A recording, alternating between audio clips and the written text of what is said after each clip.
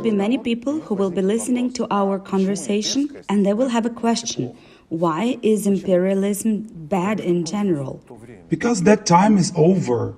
These Austro-Hungarian empires, in which there were 18 or something like that commands in the army, this time is over. The empires all fell apart after the First World War, and the last one was the Portuguese that split, which by that time had turned into some kind of a backwater of Europe, but still was keeping Angola and Mozambique. And this was in 1974. Then finally the Soviet Union outlived its usefulness. But the most important thing is that all empires collapsed because they were not viable in the new world.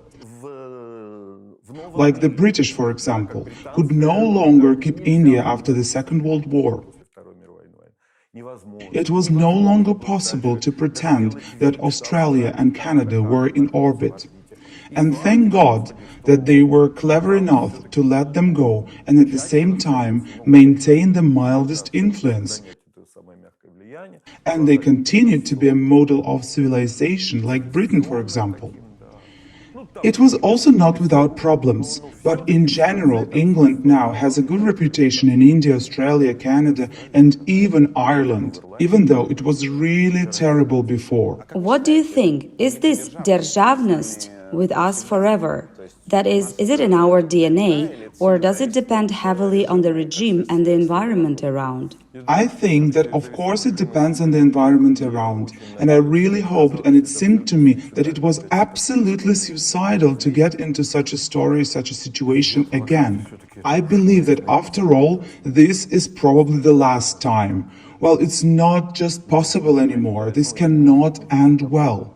I think that no one now, even the most rabid propagandists, can clearly explain how all this can end well in their opinion.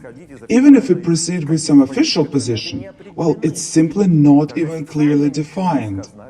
Nothing is said what purpose this military company has, what is it striving for, what do they consider a victory? Well, they declared a sort of a victory with these referendums. And then the Ukrainians regained Kherson. And Russians had never even had any troops in Zaporozhye. And it was already announced as Russia. People who live there, they even didn't know about this sudden happiness. Once I took the 17th trolleybus in St. Petersburg to get from the electric power metro station to this inter-university student campus. I didn't touch anyone. I was sitting reading my favorite Bulgarian magazine, Leak. This was a sort of a digest of Western publications of art and culture. It turned out that some guy looked over my shoulder and he suddenly says, "What the hell? All the letters are Soviet and the words are different." Well, obviously I wouldn't tell him about Kirill and Methodius. I just said as neutrally as possible that it was the Bulgarian language. "What the hell do they write like that? Well, since you use our Soviet letters, why do not you write in understandable words?" I was very angry with such an attitude. It's just terrible. That was this laziness and lack of curiosity. Those who considered this language gibberish once wrote a direct denunciation to the dean's office about me. That I talk to them in this language, and it sounds like gibberish to the rest in the student dormitory. Did they think you were hiding something, that you were sort of spying? Worse, this we can add to our conversation about imperialism. They called me to the dean's office. I hadn't seen this paper before. The deputy dean sat with a piece of shit in his hand and started retelling me what was there. He said that instead of, as a Soviet person, proudly carrying the torch and leading the Bulgarians who came to study with us, instead of that, I spoke Bulgarian with them.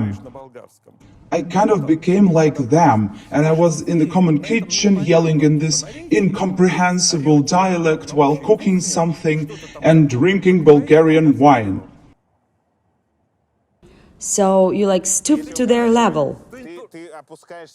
Yeah, instead of being the big brother and reminding them who the fuck the little brothers are, You kind of kowtow to them. I was sitting there and I didn't understand at all what the tactics of my defense should be.